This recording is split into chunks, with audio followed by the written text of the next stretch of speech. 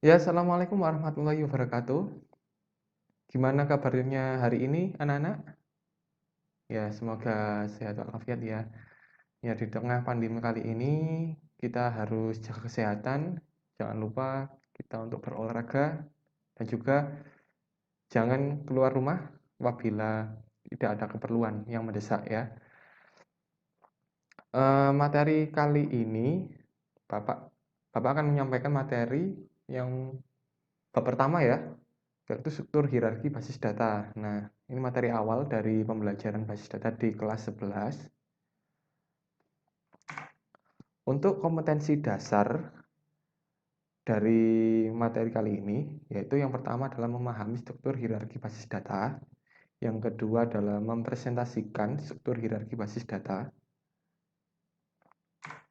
Untuk indikator kompetensi yang kita akan capai pada KD1 ini ya, yang pertama adalah menjelaskan struktur hierarki basis data. Yang kedua adalah menjelaskan elemen dalam struktur hierarki basis data. Yang ketiga adalah membuat diagram struktur hierarki basis data. Nah, ya tujuan pembelajaran kali ini, Bapak mengharapkan kalian dapat memahami struktur hierarki basis data. Yang kedua adalah menjelaskan struktur hierarki basis data. Ya. Nah, di dalam struktur hierarki basis data terdapat pengertian yang harus kita bahas ya. Pertama adalah pengertian basis data. Nah, basis data ini yang seperti kita ketahui itu ada dua kata. Yang pertama adalah basis dan data. Nah, pengertian basis itu apa sih? Nah, basis merupakan markas atau gudang tempat berkumpul. Nah, sedangkan data merupakan kumpulan informasi yang bersifat fakta. Sehingga basis data merupakan kumpulan informasi yang tersimpan di dalam suatu media atau penyimpanan tertentu secara terstruktur. Jadi, di dalam basis data itu semua data akan tersimpan secara terstruktur. Kalau misalnya tidak secara terstruktur itu bukan namanya basis data, ya. Seperti itu. Nah, ini adalah gambaran dari basis data ya. Nah, dalam basis data itu kita eh, biasa disebut dengan database, ya, tempat penyimpanan. Nah, pastinya di dalam ini Bapak ambil ya dari contoh penyimpanan data di sekolah. Nah, di sekolah kan ada data karyawan, data keuangan, data ruang kelas, data nilai, data siswa, data guru. Nah, itu data tersebut tersimpan di suatu database. Nah, database itu apa? Yaitu tempat penyimpanan data secara terstruktur. Itu. Nah, data ini kalian biasanya ya kalian menyebutnya dengan data-data. Itu salah. Jadi, kalau ada yang menyebutkan data-data mahasiswa atau data-data siswa, itu salah. Yang benar adalah data siswa. Karena data ini adalah kata majemuk, sudah jamak. Jadi data dianggap banyak seperti itu, ya. Jadi kalau bilang data karyawan, data siswa itu sudah menunjukkan banyak, istilahnya item yang banyak seperti itu. Nah, kalau diibaratkan ya sebelum ke sini, database ini diibaratkan seperti tepak. Nah, kalian pasti dulu atau sekarang pasti punya tepak. Nah, tepak ini kan atau tempat ya tepak lah istilahnya. Tepak itu kan di dalamnya ada pensil, ada penghapus, ada pulpen. Nah, tepak ini diibaratkan sebagai database, ya, tempat penyimpanan secara terstruktur dari sebuah data. dari data, ya. Datanya terdiri dari apa saja? Yang pertama adalah data pensil, data penghapus, data pulpen. Nah, seperti itu. Jadi kalau diibaratkan seperti itu ya. Nah, seperti kalian gambaran basis data dalam sebuah hard disk. Kalau kalian punya laptop kan ya, punya laptop. Nah, di situ ada penyimpanan hard disk. Nah, itu bisa disebut dengan database juga, meskipun lokal. Nah, database-nya isinya apa aja? Nah, komputer mengakses database atau mengakses file dari hard disk berupa bisa tugas kalian, bisa data kalian ya mungkin seperti itu. Gambarnya seperti ini, ya. Nah, kita lanjut ke prinsip utama basis data. Nah, prinsip utama basis data itu eh, tujuan utamanya yaitu fleksibilitas dan kecepatan dalam pengambilan data kembali. Maksudnya eh, dalam pengambilan data itu sangat fleksibel dan kecepatannya istilahnya sangat tinggi gitu. Seperti itu. Nah,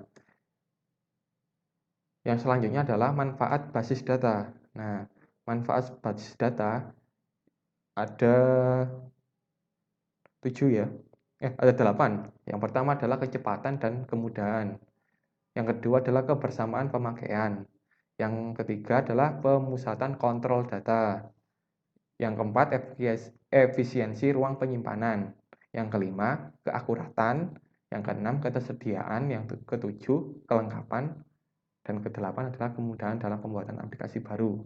Nah, yang pertama adalah kecepatan dan kemudahan. Pastinya, ya, manfaat basis data itu yang pertama adalah mudah. Nah, mudah, sangat mudah dalam arti kita mengambil data itu sangat mudah. Dan kecepatannya sangat tinggi juga. Nah, transfer rate-nya sangat tinggi, seperti itu.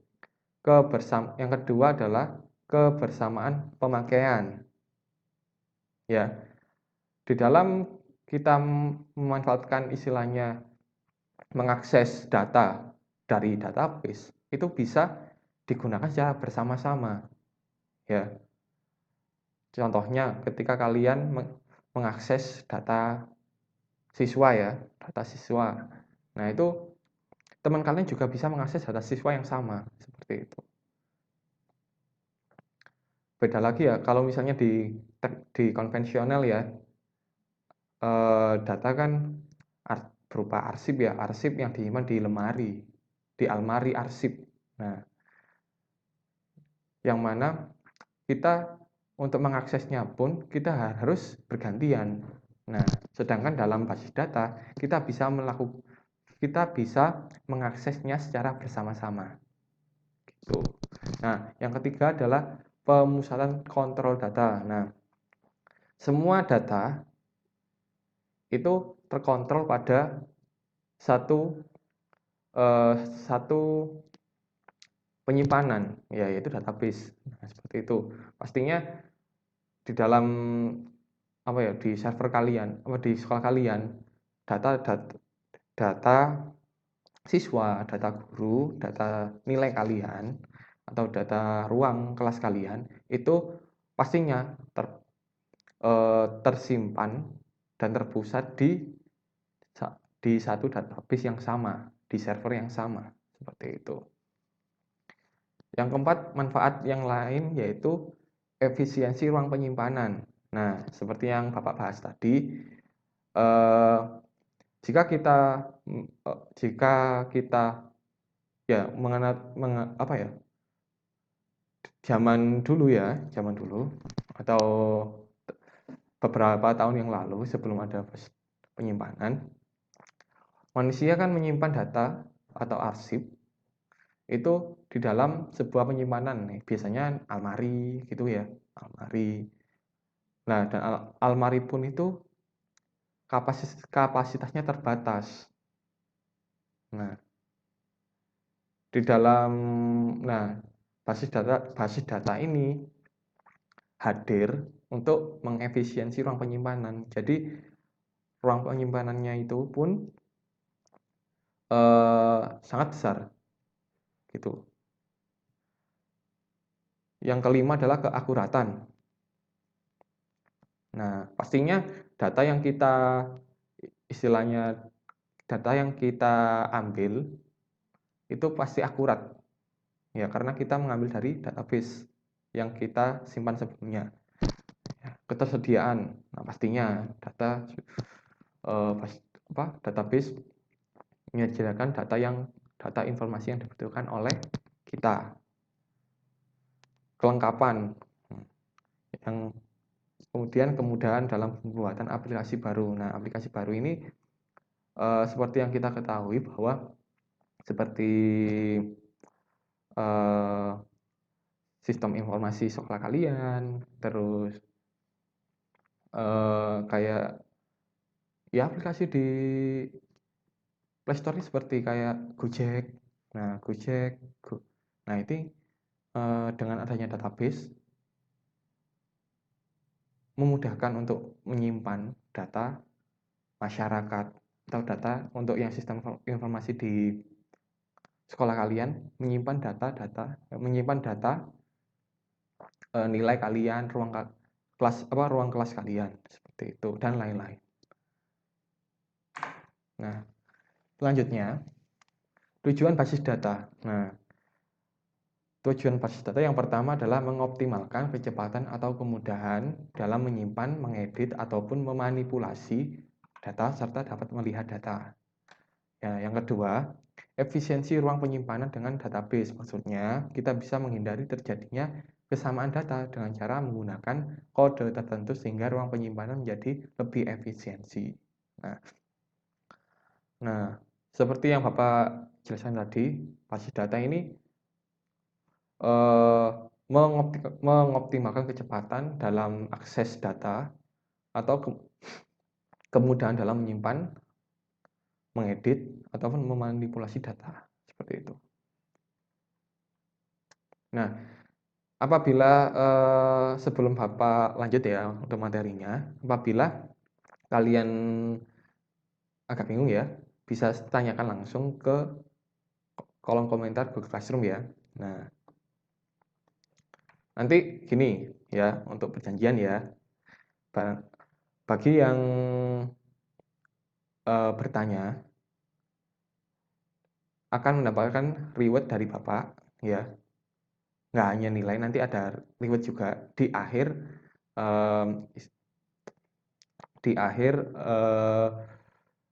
masa Bapak mengajar.